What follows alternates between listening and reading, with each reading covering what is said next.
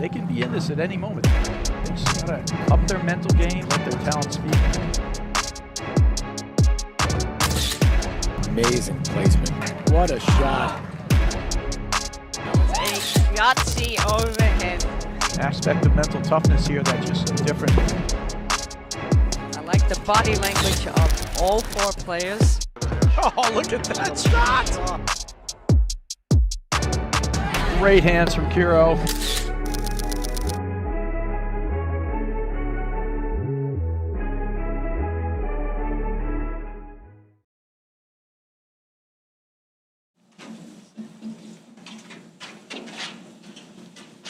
Ladies and gentlemen, this is the final round match in best of 3 sets with tie breaks. From Cincinnati, Ohio, on my left, Tyler Fraser. His partner from Cincinnati, Ohio, Derek West. To my right, from Sanford, Connecticut, Tommy Gregurovic. His partner from Greenwich, Connecticut, Jose Salazar. Salazar, Gregurovic won the toss and have elected to serve. Receive, yes. Hello and welcome to the 23-24 APTA Tour presented by Volley. We are live from the Hyde Park Golf and Country Club in Cincinnati, Ohio, bringing you the Midwesterns, which is the 10th stop on the 23-24 APTA Tour. The live streaming brought to you by the APTA membership, the APTA national sponsors, Volley and Fusion, and our local sponsors, Roto-Rooter Plumbing and Drain Service, River Hills Bank, Formidable Asset Management, Viking, Total Platform Tennis, Midnight Paddle, High Grain Brewing Company, and the Red Poppy Unique Home Furnishing Boutique.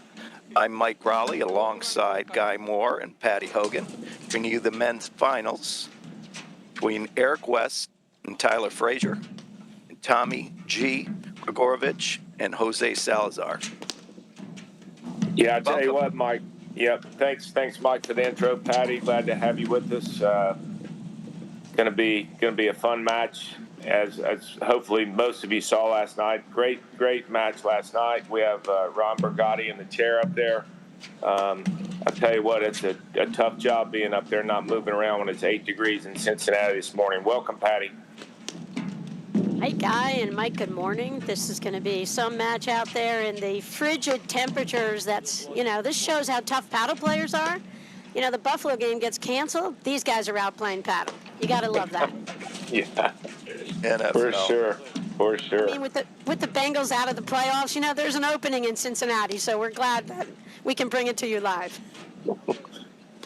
Yeah, Mike, last night watching Jose Salazar and Tommy Gregurovic play, a lot of momentum shifts in that match, quite a few. I mean, first set was a breaker, second set 6-love, and then Tommy and Jose got down 3-love in the third, and then turned it around and came back and won that match. Just, I don't want to say a typical paddle match, but we all talk about big momentum shifts, and that was just a great example of what that means.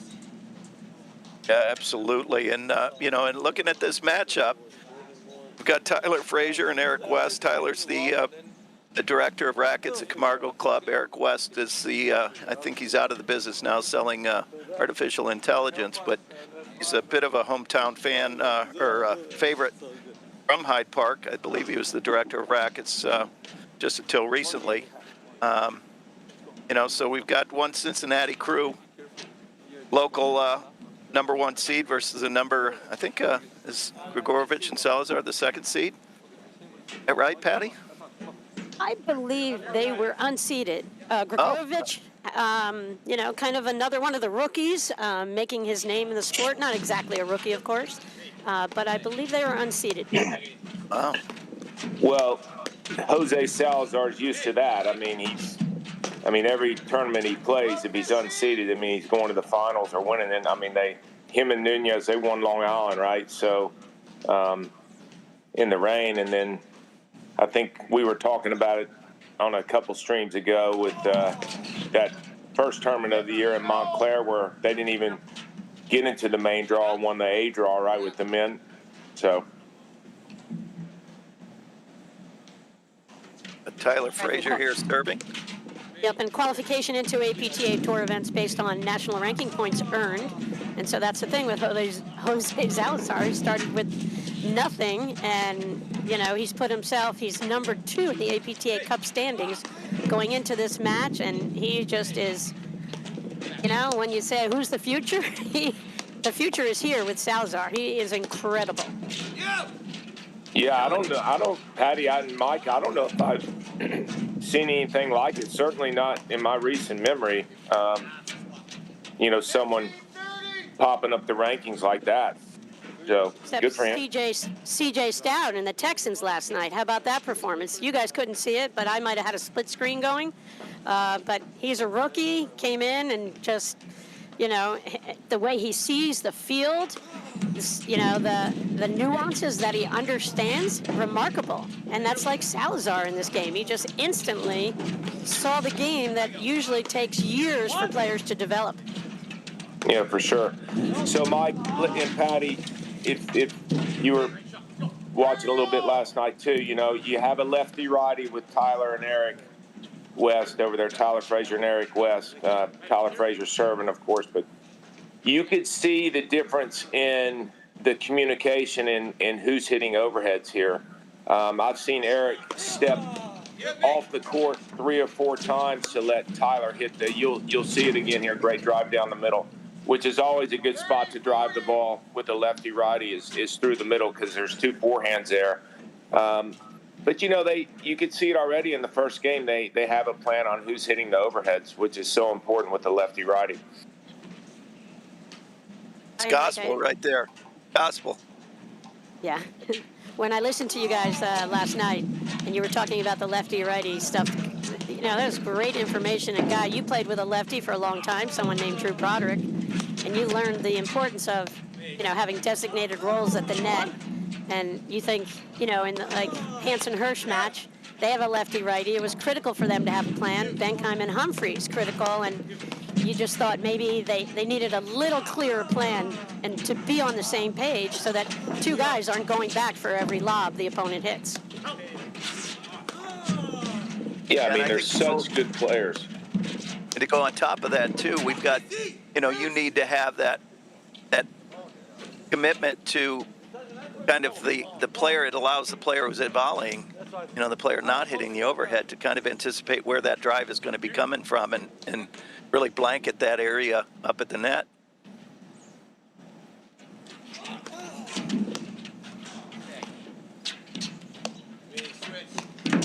But I have to tell you, I am really impressed with Gregurovic and how well he kind of is playing. You know, we talk about Salazar coming onto the game, but I mean, you know, it really is the first time I've seen Tommy G play, and he's very impressive. I mean, the hands, a quick snap, 2-handed drive. Really impressed by him. Yeah, you know, the interesting thing, too, is, you know, these players who are newer to the scene, they are just not fooled by spins at all.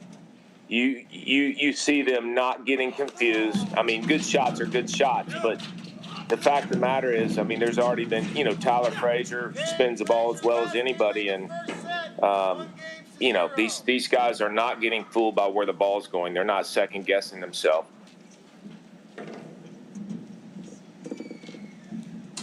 I would also say, too, Patty and Mike, just early on here, even in that first game, I mean, Eric West hangs on the net with that lefty claw forehand volley.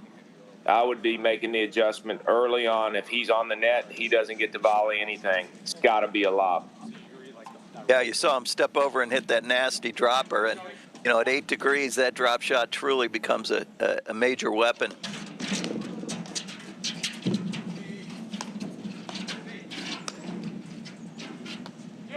Here you see him slide right into that great formation of the lefty-righty at the net. And I think that overhead by Tyler's got to go straight ahead. You go back across the court, that's going to happen. Yeah, that's a good point. Salazar in bright red, easy to spot him. I'm so impressed. I mean, his percentage when he pulls the trigger on his two-handed backhand off the deck or off the screen, something like 99% of the shots. He is so consistent. Boy, I love the partner blitz. That ball gets dropped low at Salazar's feet. Tyler is all over that. Yeah, you can. Yeah, see, I love that plan right there. You know, you could see that Eric West is out of Tyler's way when he needs to be out of his way, but he's 100% there when he needs to be, like that. Exactly. And that's what doesn't happen enough at the club level. Everybody, the clear isn't there, you know, and they think because the ball's in their zip code is still theirs, but you know, you could see Eric West is just 100% committed to volleying. So he's shrinking the middle every time the ball's pushed to the middle. And that allows Tyler to hang back and hit his overheads off his front foot. Like we have a correction there on that call on the baseline. Ron Borgatti earning his money up there. Keeps him warm. It's a great name, by the way. Ron Borgatti. He ought to be in the movies. Not as good as Tommy G. No, that's true. That's true. Hey, Mike, depending on how far Tommy G goes in this game, we should probably get a little credit for something. I don't know. Yeah. Trademark. We'll take the blame or take all the credit. I mean, we could start selling Tommy G shirts. There we go. I think Rayo's has ended their partnership with Tommy Cutlets already, so there's an opening. Yeah.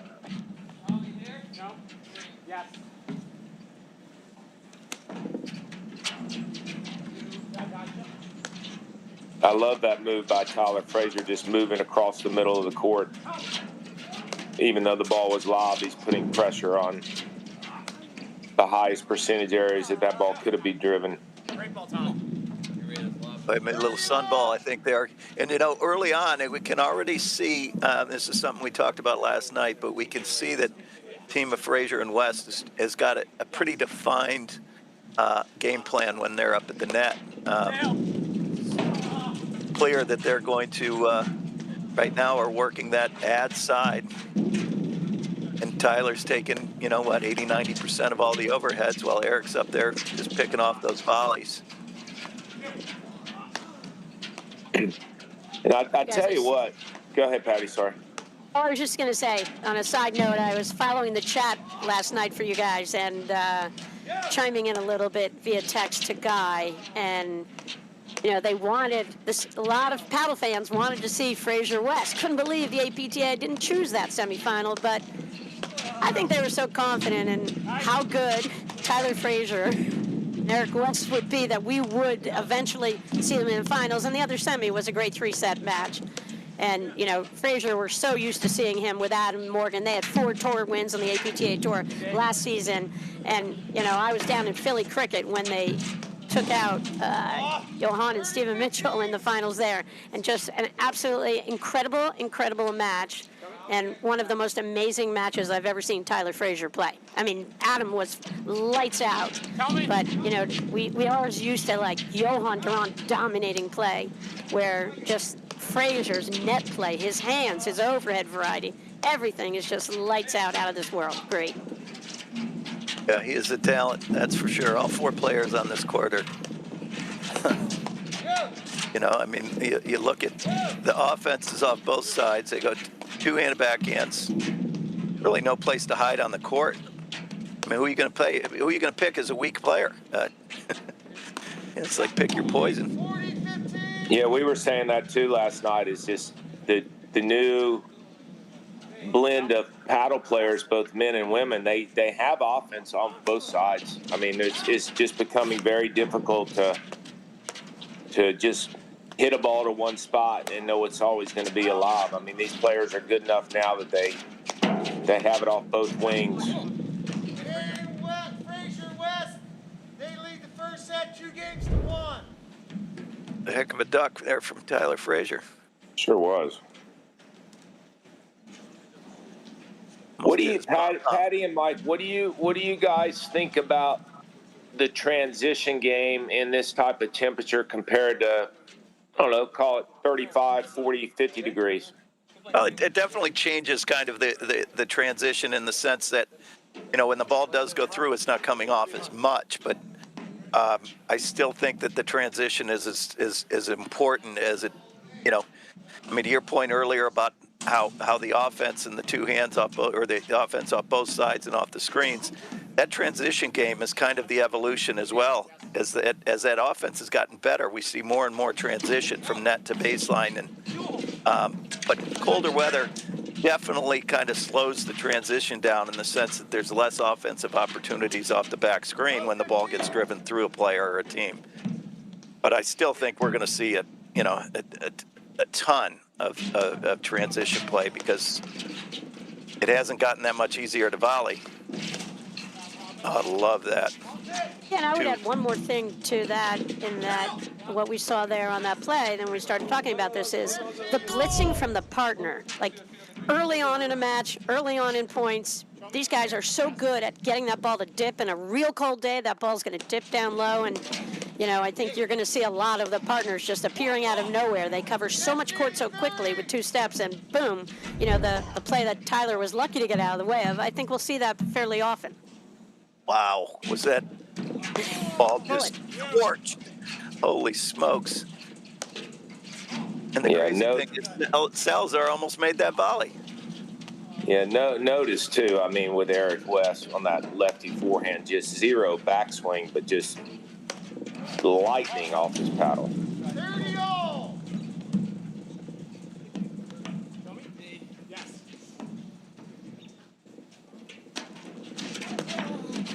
Rick wasn't a teaching profession, and he's in AI, as you mentioned, Guy. I think he works with robots, and he is almost robotic. That's how good he is out here. Oh, nice tie in there, Patty. Thanks, Mike. It's interesting too. And we did touch on it a little bit last night in terms of tactics and strategy, but there's so many players, again, saying men and women, that play with different partners, that it makes the matchups, interesting and fun, and it keeps things fresh. You play with the same person all the time. Sometimes, first of all, teams learn how to play you, and second of all, I don't know, sometimes it gets a little stale. Some of the best partnerships that doesn't exist with, but it's just nice to see. So it's a good network of players on both sides. Yeah, and it shows you how good they are that they're able to win with multiple partners. It's almost like interchangeable parts. It's insane.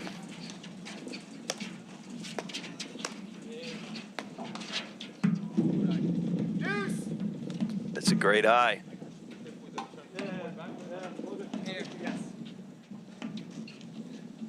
And even though it's, 8 degrees there? So that's 8 degrees out, and these guys are all sweating at this point. They've had enough points that have gone a long time that they're all well into the match. By how long in this first set will you start sweating? Like about 5 games? Yep. I'll move a little further away from you. I'm impressed how a lot of times you'll see, the first couple games are a little bit sloppy when everybody's finding their kind of sea legs and getting into it, and we haven't seen. The high level play right from the jump has been really solid. Mike, that's an outstanding point, and I'm going to have you elaborate on that. When you coach, you're a phenomenal coach out at Exmoor, Team Nationals, director extraordinaire, and you have your ladies and guys, and you're telling them to warm up. What percent of the drives do you see them make in the warm-up versus the pros? Oh, it's one thing that it kind of really I find amazing where they're like, oh, well, let's just play. And, it's Right. the warm-up, it's a tool to get you ready to play. It's called a warm-up. So, to utilize kind of that controlled drive and the, spot volleys is crucial.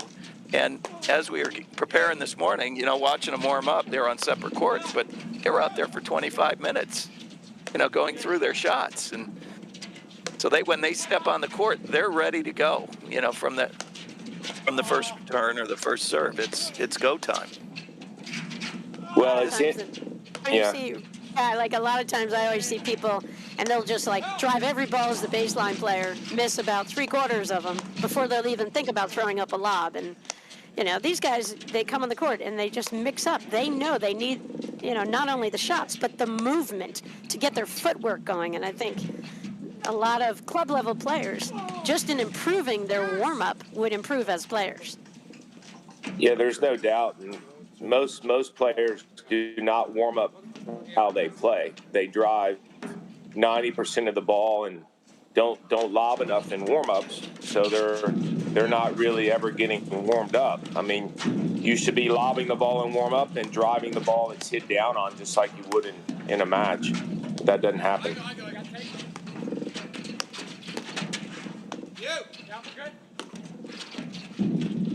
Patty and Mike, what do you guys see so far? I mean, obviously Tommy G and Jose Salazar aren't at the net now, but in terms of their scheme at the net, I feel like they don't have as definitive of a plan yet as Eric West and Tyler Fraser. I think I'd agree with you there. They're just not as tight. The formations at the net aren't just as tight as Tyler and Eric. See how they're both? Yeah, they're both just kind of standing back, almost on the service line. That tells you.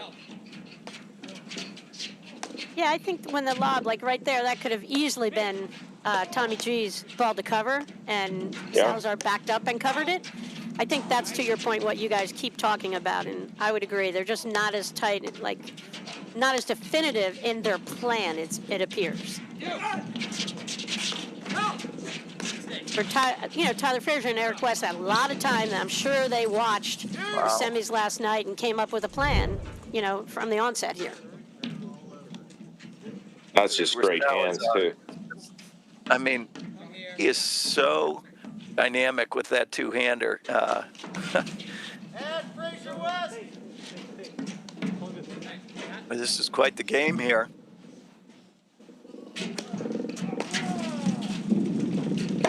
I think in the semis yesterday, for the quarters, I was on a match with Gregurovic and Salazar.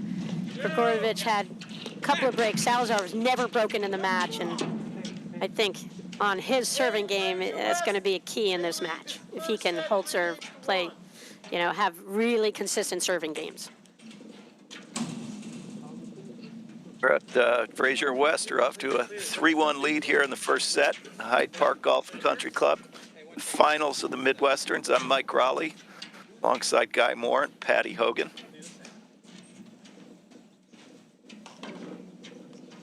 The outer layers are coming off. It's a beautiful 8-degree day. Cincinnati, sun shining. If you didn't know it, it'd be 45 degrees. I predict Salazar doesn't get broken in this match. That's a strong prediction. Giving odds on that. My football pick so far, so I'm going with it.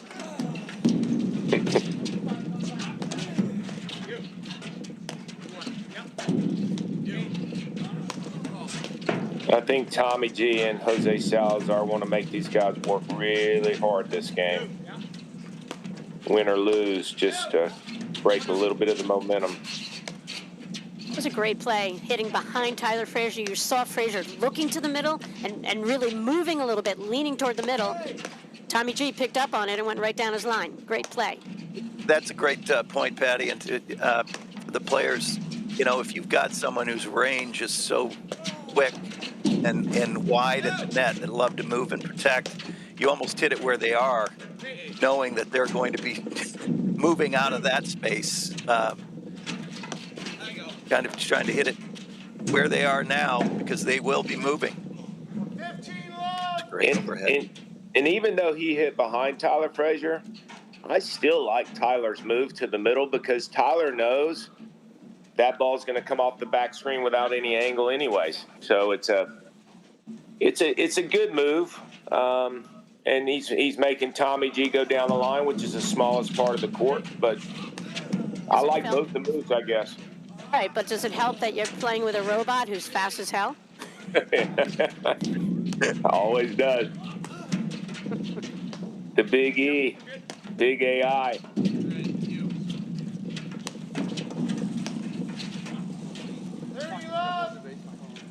That might be the first shot that I think I've seen Salazar hit where you're like, maybe not the right shot. And Yeah, he pressed a little there. 3 hours of play. In six tournaments. Right. That he's been in the finals and won. I guess you gotta give him one, right? No, yesterday's quarter, I think he had maybe like 3 errors in the match. It was unbelievable. I mean, that's a game for me. That's one game. I do that. Mike, we can't make this about you.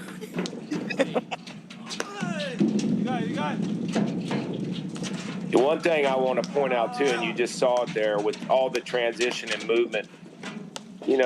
These guys, when they're moving and in transition, are committing to a space on the court, which makes it easier for their partner to commit to whatever's open. I mean, everyone's moving around. We're like, oh, that's an amazing get, but their partners are committing to what they think is going to happen, and then they're just covering the other side of the court. I mean, they all do it so well.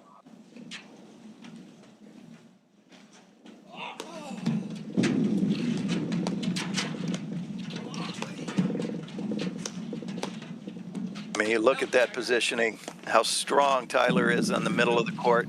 Eric West is along the line. I would expect we see them shifting back. Such a big difference too. You can see that Tyler and Eric are playing in the stagger on both sides. Help! When you say stagger, you're referring to the player in front of the ball is kind of on top of the net. Well, look at Tyler there hanging on the net, and Eric's on the service line. I mean, that's how a lefty-righty should play. I mean, two righties can't play that way on the dude's side of the court. They just can't because they're vulnerable in the middle because of that high backhand. Yeah. Yeah, of course.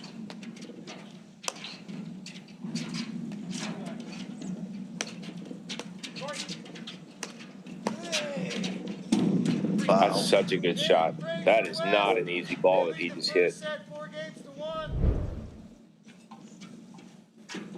I mean, they're just snap that wrist. I mean, he was looking for it.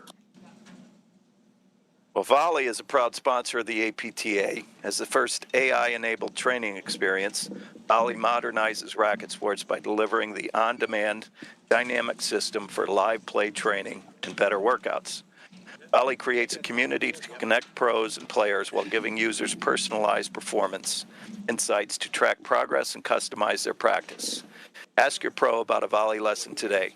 For more information, visit getvolley.com. Here we are, 4-1, Fraser and West, off to an early lead in the first set.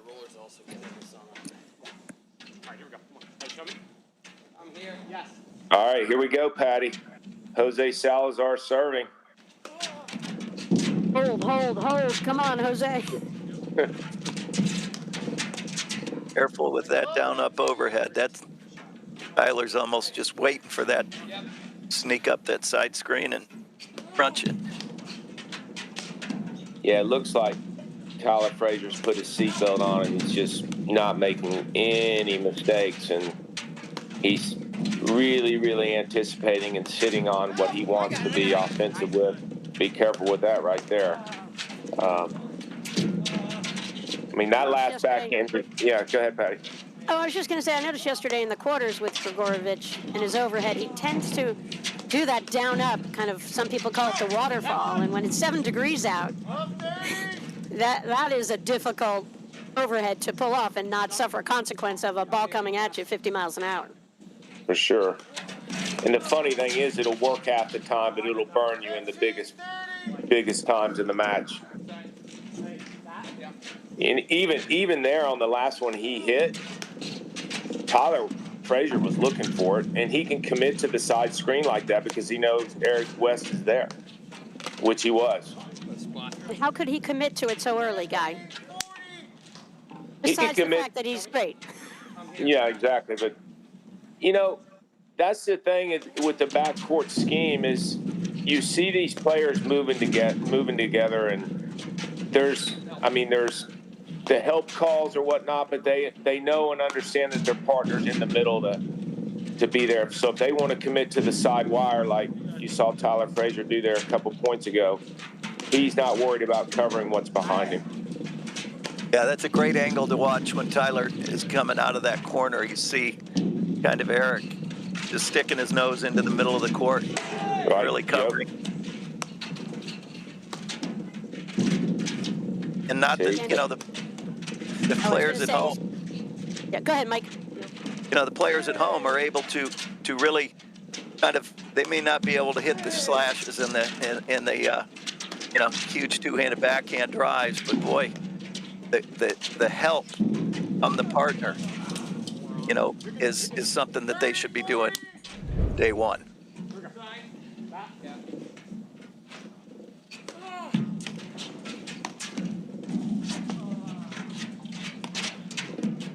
I don't mind that drive by Tyler Fraser on that backhand. I think he probably wishes he went down the line because, when you go down the line with a drive like that, you're actually controlling two things: who hits the ball and where the next ball is going, because that ball is probably going cross court, so you're creating the movement anyways.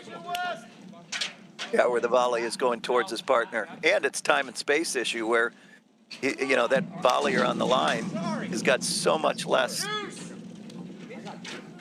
time to see the ball. It's on him in a New York second.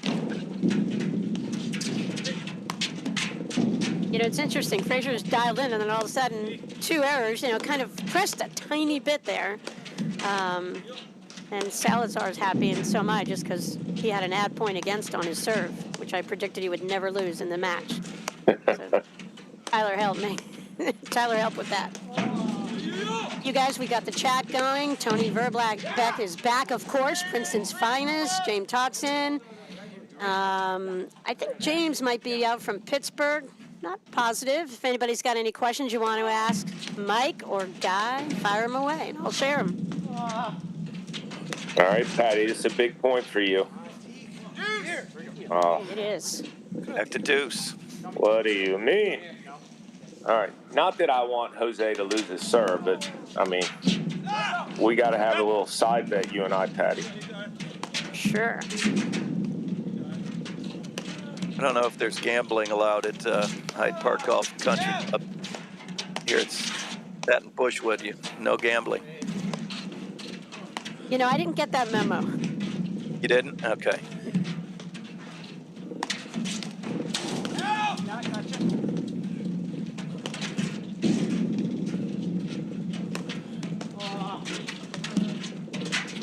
Nice.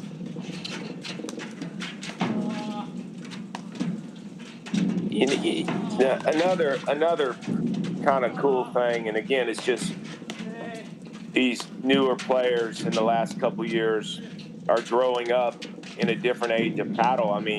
The roller, the slashes, the transition, those are all things, that's the only way they know the game. So they look so comfortable hitting those shots, where someone who's played the game for 20 years or more, the game never used to be that way. So it's just interesting to see how early on there's so many players, both guys and girls, who just are playing the game. I don't want to call it faster, but it is. It is quicker than it used to be. It's just a little bit more offensive, and look how many rollers are being hit here. Right, and the variety of spins helps to open up the court, and you have a cold day like this, it even brings another factor into it. And that's why you guys always, tell your students, it's a fine line. let's say you never miss an overhead, but you only have one kind of overhead that you hit, it behooves you to do longer warm-ups and to practice variety in your overheads, because these guys just come out and they learn 5 different overheads. The first 2 weeks they come into the game. Yeah, and I think we all being pros, you teach. You don't have to hit. Variety can be. You can change speed on the same overhead, and there's your variety. So if you don't have the roller and you don't have the cutter, boy, you better work on changing your locations and your speeds. There's the variety that you need right there, right? Sometimes they tend. Oh, I love that drop shot. Tommy G with 2 drop shots in the last 2 points. Opened up the court. Yeah, it looks like Tommy G and Jose Salazar are coming up with a little bit more of a definitive net scheme and I like Gregurovic up on the net like that. I mean, obviously he's got great touch, a lot of pressure, good range. That's a good ball right there by Tyler. Wow. All right, Patty. Break point number 5 here. Yeah. I'm nervous. Smart. I love that play by Tyler Fraser to lob that ball. Get into the point. The pressure is certainly not on Eric and Tyler.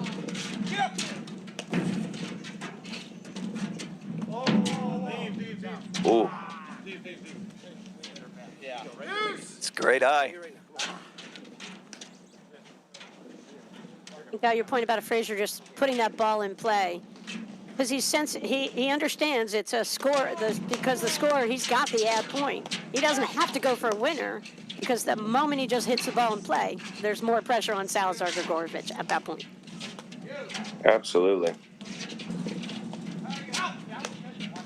And that's what you have to ask yourself too is, I could get into the point by lobbing every ball off the return of serve, or I could bat 500 and drive every ball, but that's not a good average in paddle, especially when you're up 4-1. Just got to be careful with that shot. And that's the move again. Fraser just is reading Gregurovic, and I think, these guys are so good at reading shots because they know how to hit every shot, so they know when they see an opponent setting up a certain way, they know exactly what kind of shot they're actually about to hit. Yeah, you're right. He's looking at his shoulder angle, watching how low the ball's, how high he's playing it. Yep. There's your hold. Oh, thank God.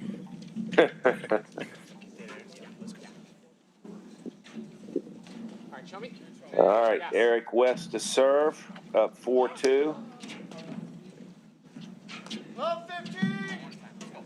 We'll see Eric later in the season teaming up with Tomas Christian again. I think they're going to play Short Hills, one other event, and we'll see them at Nationals together. Funny that you bring that up too, Patty. Tomas and I, great friends, and I've gotten to know Eric well through Tomas, and I think it took me calling one of Eric West's match to stop calling him David. I think Tomas and Eric, every time they're in the car together, they're just putting the clock on me when I'm going to call him David instead of Eric. I've done it probably 20 times, but it's over now. His middle name, right, Guy? Yeah, well, it is now. Now we got the Big E.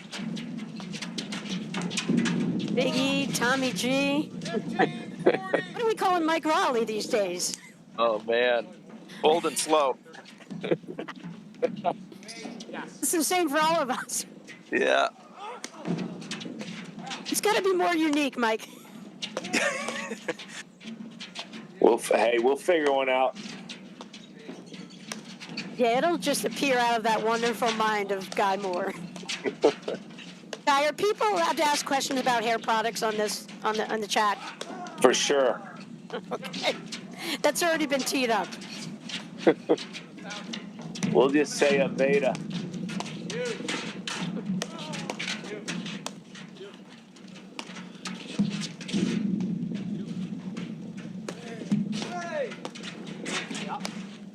I think this is a big game for Tyler Fraser and Eric West.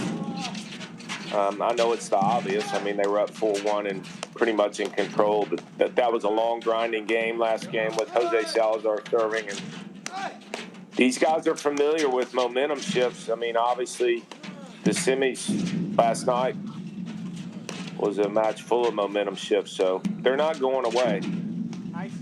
So true. And, but you look at the momentum. Generally, I think momentum is shifted not from great play. It's generally from kind of some of the loose errors. In this game, we've had a fault, I believe, and then a kind of a loose drive that was missed long by Tyler Fraser. So, if we can limit, or if they can limit that kind of those loose errors, you really kind of are able to keep the momentum in your favor. And I think, too, even watching the positioning here, especially when they're playing Tyler Fraser over there, you have Jose Salazar, watch this, standing in the middle of the service box hitting overheads when those should be Tommy G's. I would be lobbing into that gray area and make them fight over it. I mean, see that they're not sure of who's going to do what. Again, the talent is off the charts, but still good teams are going to make you pay for indecision.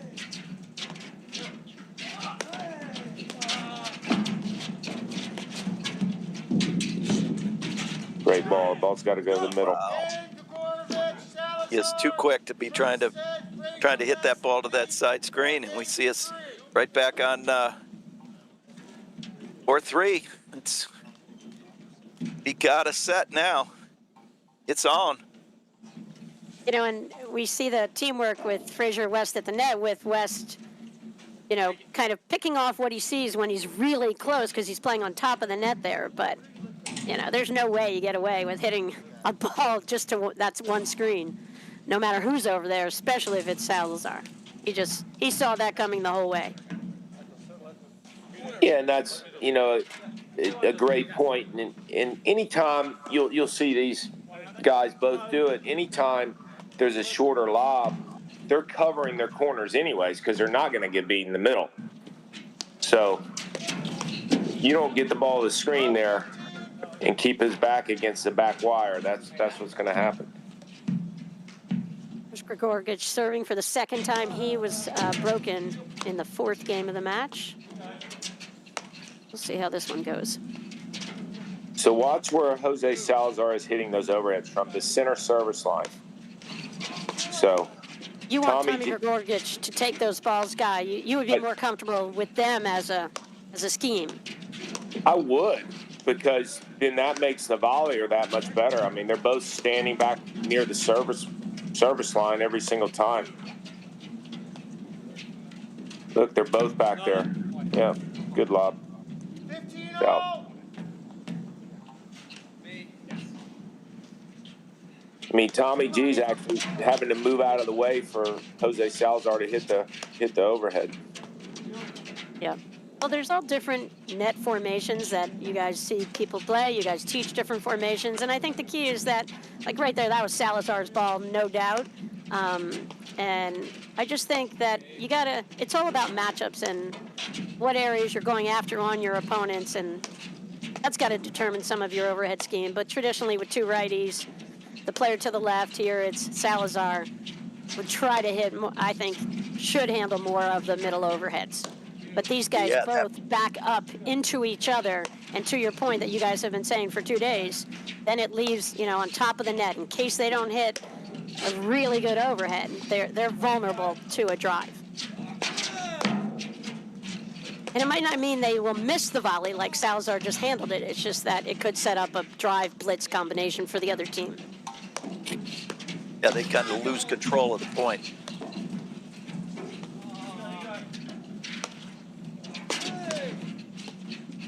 That's where I want Tommy G. I mean, he's just so quick up there, stuffs that volley.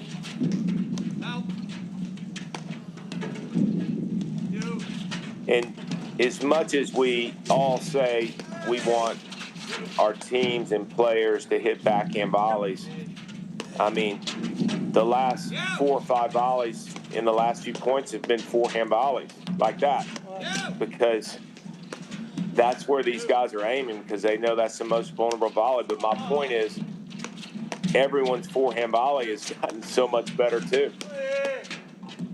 Yeah, just the reflexes are amazing out there. Yeah.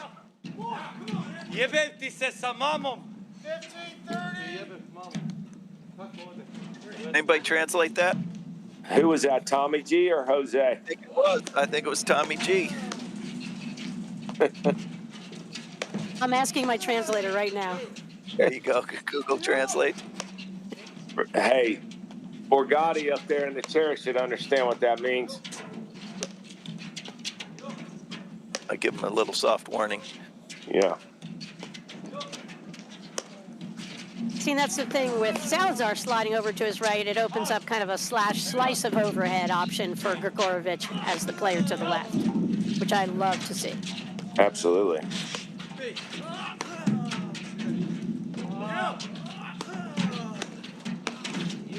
Well, you know, when you have two people looking for overheads too, I mean, it just really breaks your tempo if you're the one that should be hitting them. So. 15-40. To your point, you see there, West has got his chin on the net, hitting a nice drop shot, and doesn't really have to work to make that volley. Takes us to the break at 5-3 now for Fraser and West. Yeah, and they solid game by Fraser and West. Wow. Right, and just a suspect game from Tommy G right there, and that's where, you know, he's looked phenomenal in this match, and right there he looked like he was an average paddle player. Kind of overran that ball, was up high with his paddle, and just like he just was uncertain. I think he was so worried about just making sure he didn't fault that he forgot to, you know, execute on his volley. So that's the second break, you know, for Fraser West, and that's the only difference in the match so far, really. I think too, Mike and Patty, there's times when you just have to slow down. And I'm not talking about during the point as much as I am between points. You know, just recognize, hey, where you are in the match. And there's times to speed it up. If you're winning a match easily and points easily, there's no need to slow down. There's times to take a moment and catch yourself and understand where you are from a score perspective.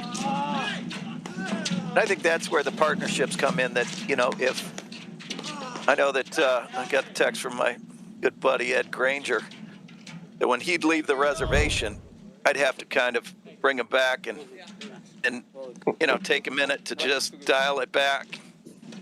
And that's where, you know, it's important. That's how you slow it down and say, hey, partner, let's remember what our plan is.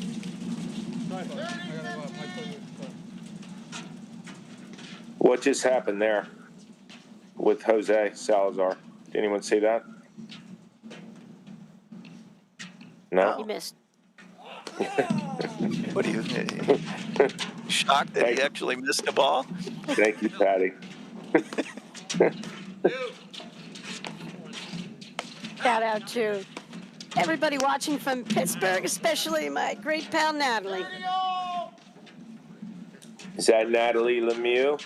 It might be Natalie. Yes. She's enjoying listening to the silky smooth voices here on the stream from YouTube. Haven't seen Natalie in a while. I know we were out there at Edgeworth years ago, and it was fun being on the court with her. Sometime I'll have to tell you about the basement hockey game I played at the Lemieux house. I came out of it with some injuries. I bet. Well, when you have Mario and Sid playing in a game like that, probably best to watch. I think I got checked into the wall by someone at that house that night. They fight off one break point here.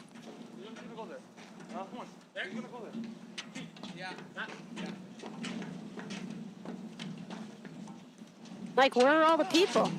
And all the fans, I think they're bundled up. I know they're bundled up indoors. Beautiful paddle hut, right? At Hyde Park Country Club? It is fantastic. Got the fireplace going in there, the giant screen. I can just see it all. Great hospitality, camaraderie out there in Cincinnati. They've run the Midwesterns for over 30 years. Mark Keeby's done a wonderful job. He's handed off Rob Bacher, our new director of Platform Tennis here at Hyde Park is our tournament director, and Heather Prop handled the women's side.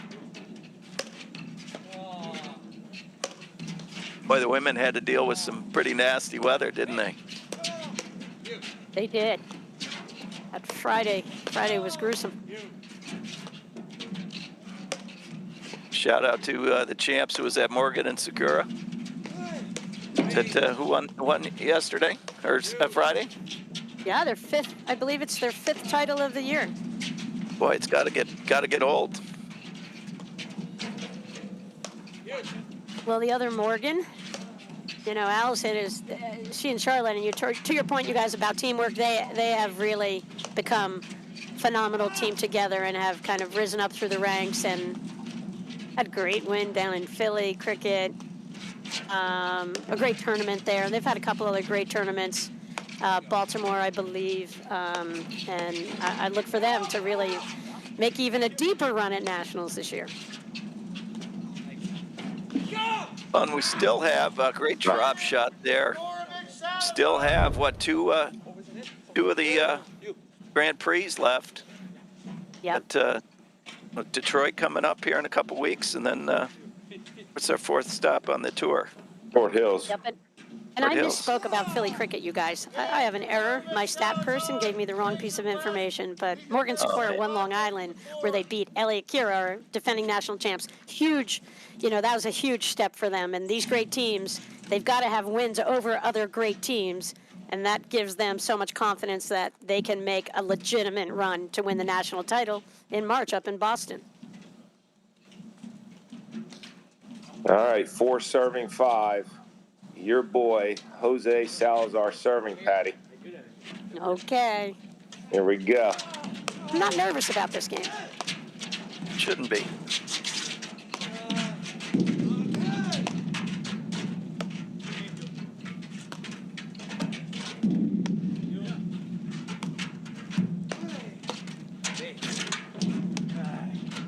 Well, you see the play get a little bit more disciplined now. Our points are each point, the value of each point is definitely, the price of poker has gone up here as we get deeper into this first set. I would really love to see Jose Salazar.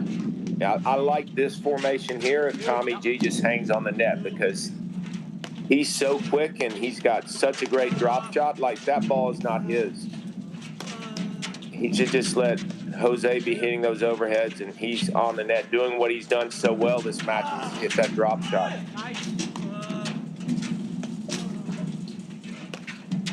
I like Jose Salazar's roller. He lets it drop. That ball stays down. That is a lot of pressure there. But a drive from Eric West. Well, that's a huge forehand. And that's what's going to happen when they're both hitting overheads. The ball's going to move around and the court's going to be exposed. I mean, that's just it.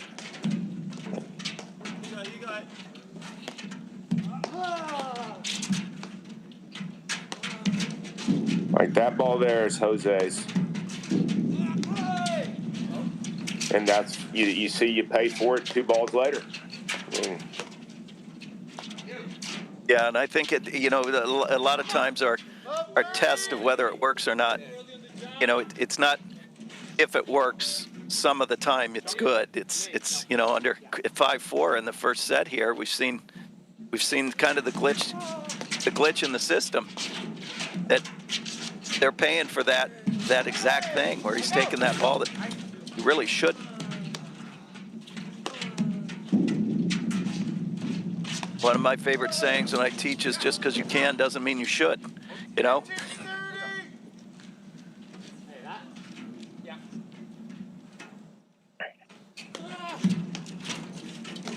There's that lob from Tyler Fraser again. Smart play, getting to the point. In a way, I like that Gregurovic doesn't back down from hitting the balls. He wants every ball, to his credit. Yeah. Well, and that's just we it. could argue maybe that's not the right ball. He's taking a lot of balls that we would think would be Salazar's.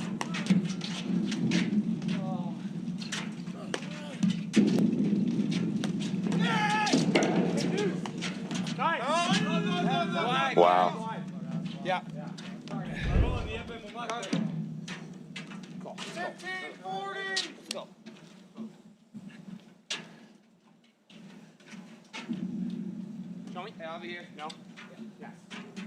Okay, 1540. Oh, Let's see if slide that dollar a little closer to you again, Guy. Yeah. Let's see if communication plays a role in this point here.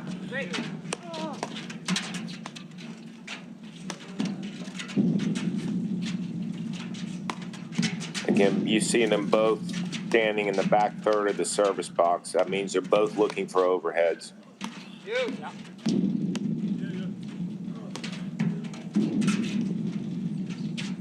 I like where that lob's going by Tyler Fraser. That's the area.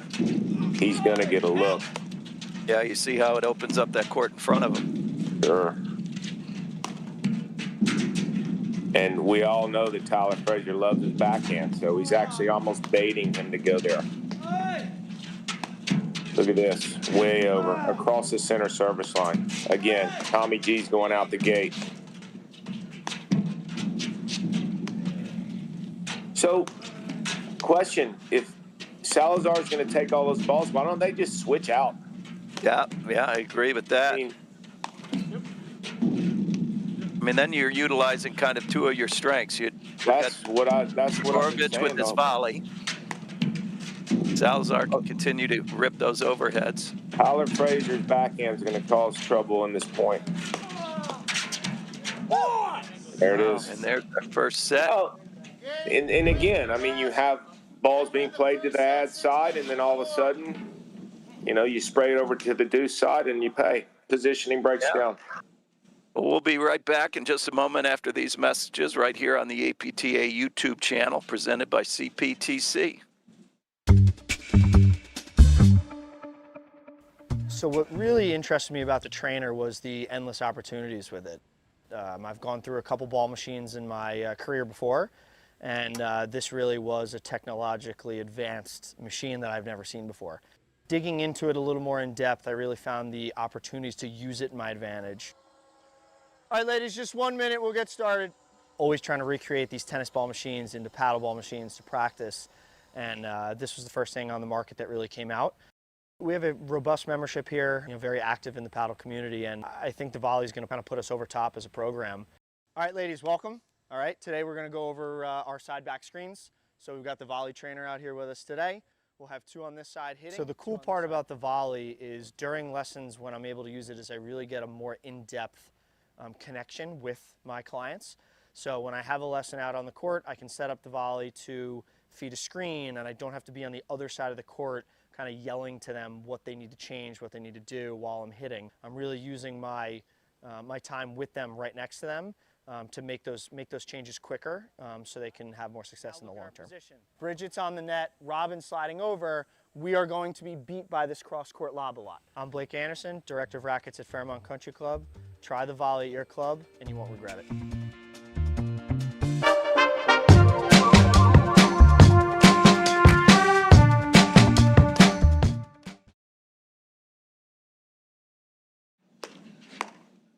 All right, welcome back to the APTA Tour. We're live from Hyde Park Golf and Country Club, bringing you the Midwesterns in Cincinnati, Ohio. I'm Mike Raleigh, Guy Moore, and Patty Hogan. Just finished the first set here. Tyler Fraser, Eric West, 1-6-4 for Tommy G and Jose Salazar. Any thoughts on that first set there, Guy, Patty? Yeah, I think it's what we've been saying. I mean, again, going to repeat myself, but the talent level's huge with Jose Salazar and Tommy G. But there's just going to be times without a clear net scheme where you're going to pay from lack of positioning and where you're hitting the ball. The fact of the matter is, as a team at the net, you have to 100% know where you're hitting your overheads. Otherwise, the drive's going to get you because there's going to be someone off the net when they should be on the net. And if I'm playing with you, Mike, and I know where you're hitting your overheads, certainly your top two spots on the court, then I'm 100% a better volleyer for you and for our team because I know where the ball's coming back from. Not only that, you could make corrections if those two spots aren't the spots. At least you know, hey, it's not working as well as if it is. See right here, speaking of formations at the net, how tight Tyler and Eric are. I had one thing to your comment about that first set. I think to your point about net scheme that we see from Salazar and Tommy G, the issue with that, when the person to the right is taking a disproportionate number of the overheads, what happens is, a decent amount of shots get thrown over toward that deuce court. And Eric West, we said he's robotic earlier. I said it. He played a lights out first set there. I don't think he missed 2 shots in that first set, and he's making them pay the price. I think a lot of teams who will hit a lot of overheads, let's say, that could have been their partners, they don't pay a price for it. But I think West's stellar play there in that first set, was costly, and 2 service breaks from Tommy G. Yeah, it's not. Yeah, and I think you can get away with, and that might be one of the few things that a new team, that is just rich in talent here. Both players are extremely, extremely talented, but the subtle nuances that maybe they haven't picked up on yet is, just tightening it up at their schemes at the net. And it doesn't get exposed until you're playing at this high level where, West and Fraser are able to exploit it's, almost that opportunistic offense that comes out of that little bit of indecision at the net. Yeah, you don't see Jose Salazar miss that much. That's his, I think, second error in 4.5 hours I've seen. You see Tyler Fraser and Eric West using signals. Tyler's telling him where to serve as well as telling him where he's going, whether he's going to stay or poach, potentially even fake. And you see it on the return game as well. They're look for that. They're also, when the partner of the returner is making signal whether they're blitzing.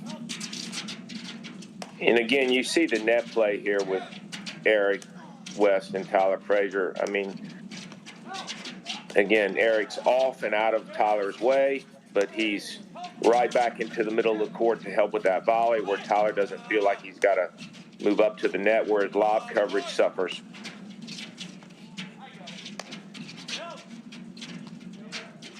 That's a great point. I mean, Eric West has taken more steps in this game than I see some people taking an entire set. Right. Constant Patty, adjustment. From your play, you really didn't have to slide off the court because you were, you were never in anybody's way. There was always that clearance over you that they could play into that ad side. Isn't that right? I mean, I saw a lot of your armpit back in the day, Mike. Mike, you can't be talking that way to Patty after she just had to Venmo me $1. You can't do that. I know, I'm getting over that loss still. I know, that's why she was silent the whole break. She didn't say a word. Yeah, I don't part with money easily.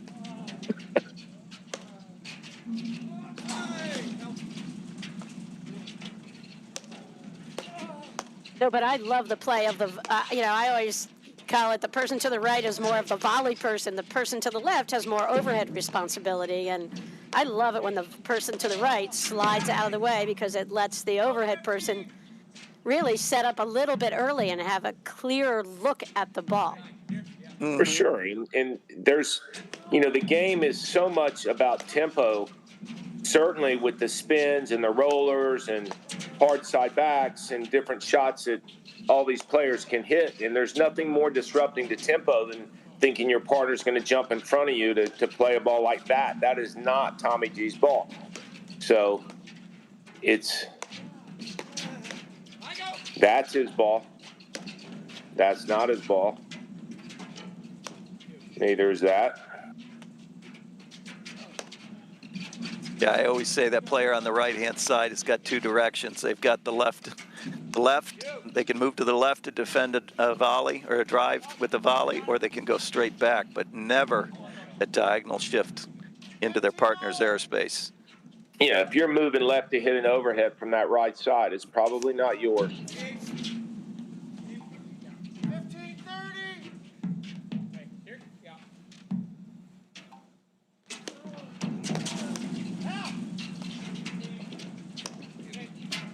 And again, I'll say it so you don't have to, Guy. Same move, kind of over. You know, it reminds me more of like a tennis match where equal opportunity, anybody hits the overheads because there's angles available to you if you can put the ball away. But on a paddle court, surrounded by screens, not the case. And you look there, they lost that point not because of the drives from Eric West. They lost it because of the overhead. They lost it 6 shots ago. Well, in as much as we say, hey, these guys have learned the game so quick and they're not phased by spins and transition and these things, but this is where, as they play more, I mean, this match could easily be going the other way with just the communication and being on the same page as to who's hitting overheads. I mean, we could leave it at that. 100% agree. And I think win or lose, Jose and Tommy G, they go back and look at this, they'll see it.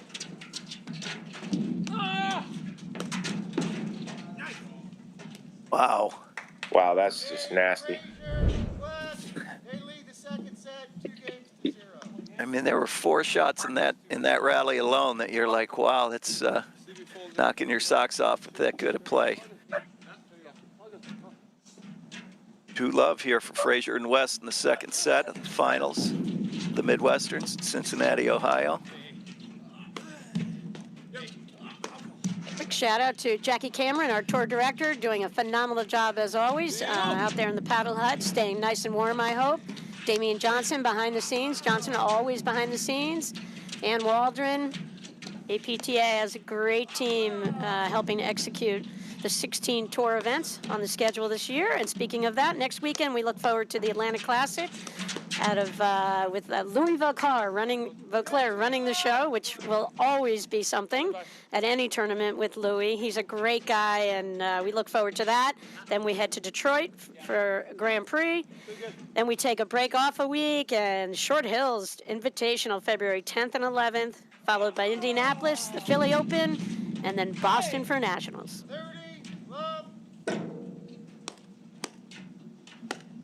But we're seeing a little frustration kind of creeping in here from Gregurovic and Salazar. Yeah, this is a time where they need to slow it down, take a little bit more time between points. This is where the momentum shifts very quickly when there's a lot of quick mistakes, which you've seen here.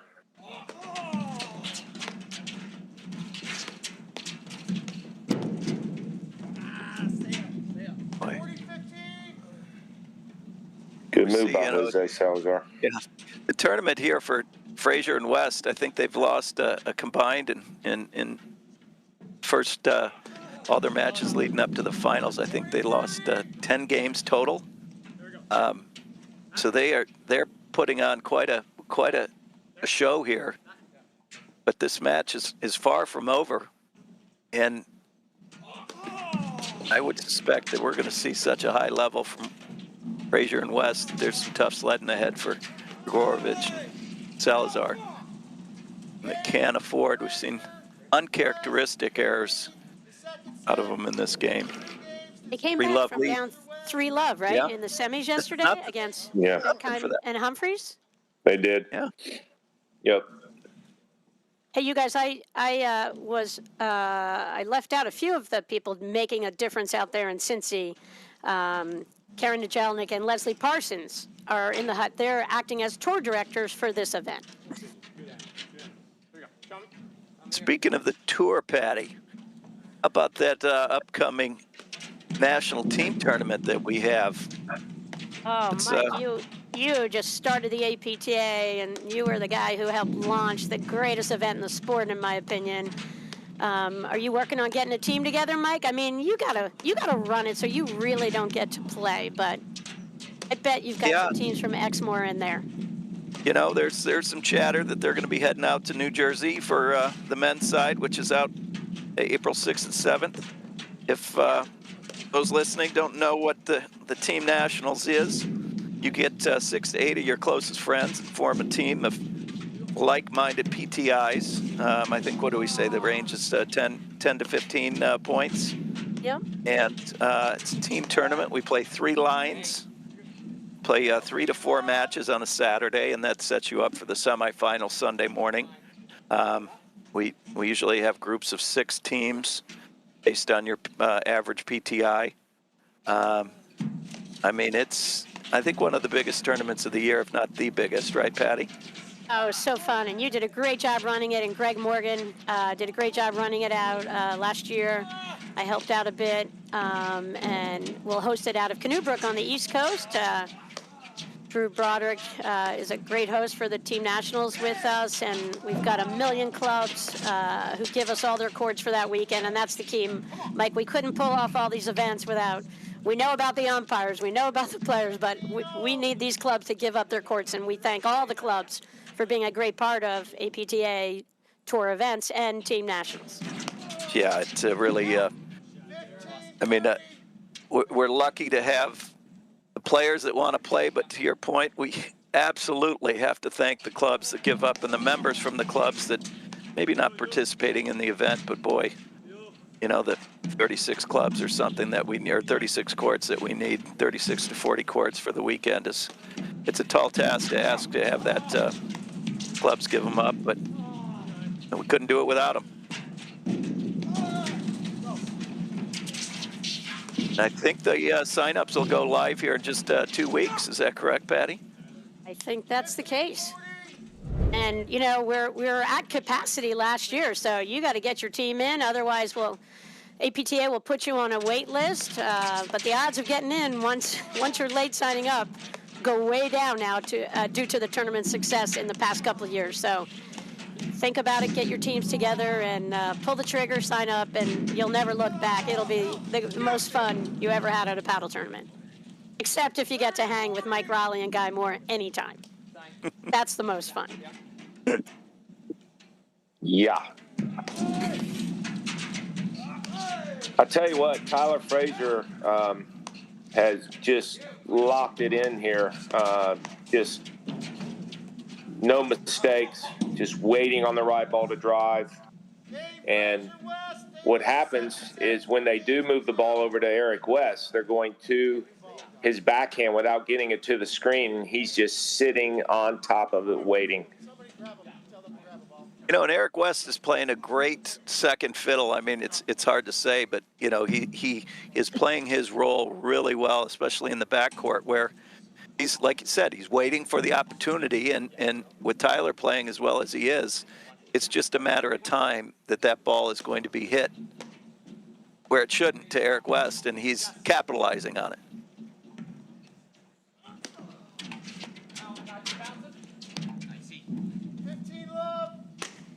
Shout out to one of our viewers who's watching, I believe, his first ever paddle match on his live stream. My oldest brother, Chip, recovering from knee replacement surgery down the Jersey Shore. I think he's liking listening to you guys. Where's he been? Chip, where you been, my friend? Chip's a tennis player and a monster runner over the years. Paying the price now. Well, Patty, if you ever see me running, you better just get out in front of me because I'm running from something. I am not there's either someone I'm being chased or I'm running from a fire. Yeah, I'm with you. I never ran out the door in the middle of summer on a beautiful day to go run. We're 40-15 here at Fort Love. Eric West serving.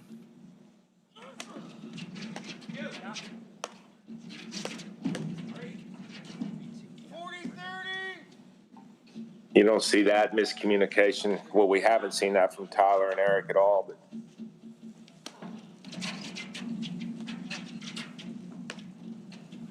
all right, so what has to change, guys? What do they have to do right now to find a spark? Mike, what do you think? I would say that a little more of that two-hander, but I would say that they need to slow things down and play a couple, point extenders where be really committed to playing a long point and committed to driving the perfect ball.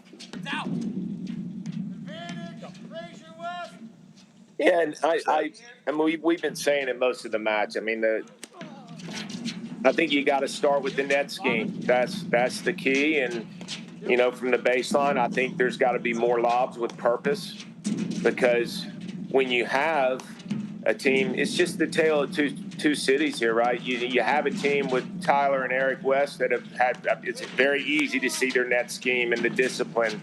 So Salazar and Tommy G, they need to disrupt that and confuse the job descriptions, because these guys are just very disciplined. So they need to make sure that as well as Tyler Fraser and Eric West are playing, that they're confusing the job descriptions and hitting balls with those lobs more into those gray areas where it causes them to get out of position, because their positioning has been fantastic.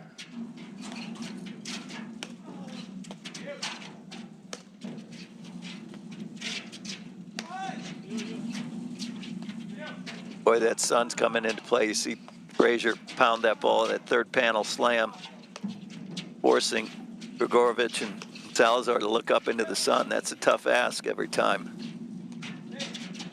I also think, Patty and Mike, that Tyler and Eric are doing a really good job of using two screens, hitting the ball into the side back and keeping Salazar and Tommy G pushed back against that back wire where they can't look forward as much. Patty and Mike, let me tell you about Fusion. In collaboration with the APTA, Fusion is on the forefront of personalized gear and apparel. Backed by a team of seasoned industry experts, we provide exclusive access to high-end products from top-tier brands, all poised for customization with your club logo, team name, or corporate branding. Our streamlined approach guarantees a hassle-free shopping experience complemented by custom online storefronts and swift ordering. Visit www.gearbyfusion.com and let Fusion seamlessly weave your branding into elite merchandise. All right, here we are. Salazar serving, Patty. On the table still, $1. For sure. I'm not a quitter. I think you're down $2, just so you know. Double or nothing right here.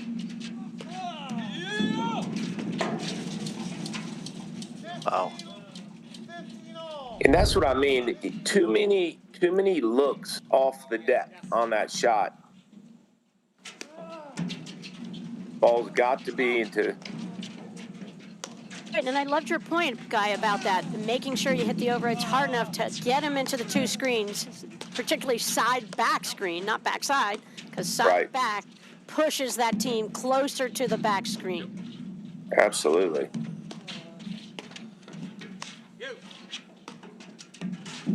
And when you feel like your back's against the back screen, you just by nature become a little less offensive minded,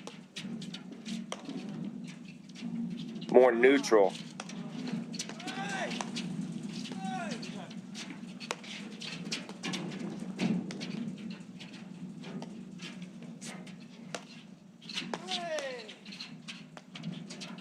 See, like there, that even great lob. But, Tyler's hitting that ball off the deck. The ball's got to go to the screen, especially the way he snaps that backhand. Boy, oh boy. The Tyler Fraser show. He is. Yeah, and you could see with this temperature and weather, the spin kills have been. I mean, they won 7 or 8 free points on that.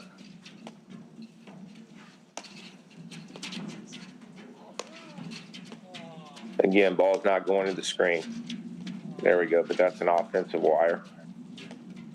Right, it's just the back screen, one screen. Yeah. Not as good. Yeah. There it is again. How many balls is Tyler Fraser playing off the deck? And he's making them pay. Pace does not favor the net team. Okay? It favors the baseline team. And that's why that ball keeps getting blocked back and blocked back. The positioning of the net will break down. There it is again. And there's the match. Game, set, and matched. Fraser and West, 6-4-6 love. Well, any final thoughts there, Patty and Guy? Go ahead, Patty. I mean, Eric West, amazing. We haven't seen a lot of him. Rock solid match, outstanding, very few unforced errors. And Tyler Fraser, one of our game's best.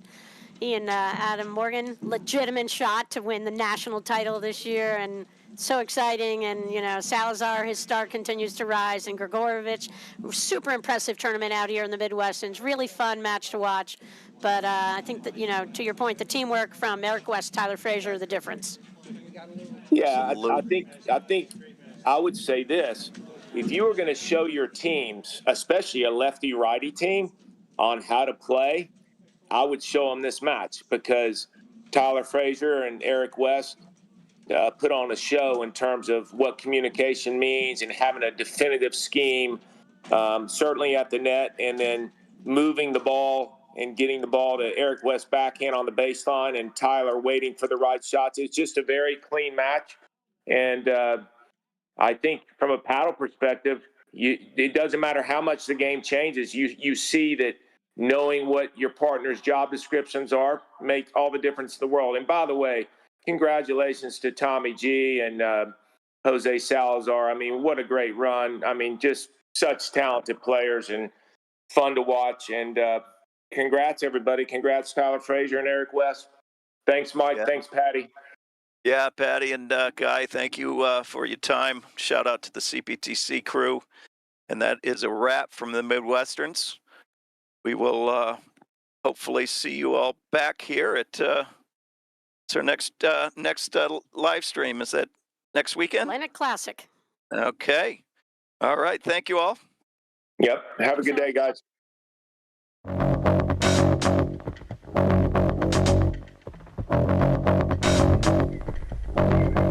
Hello, this is John Weinlater with Volley, and we're here at the Philly Open having a great time. So exciting to be out here at the second Grand Prix event and seeing all the momentum that's being gathered this season.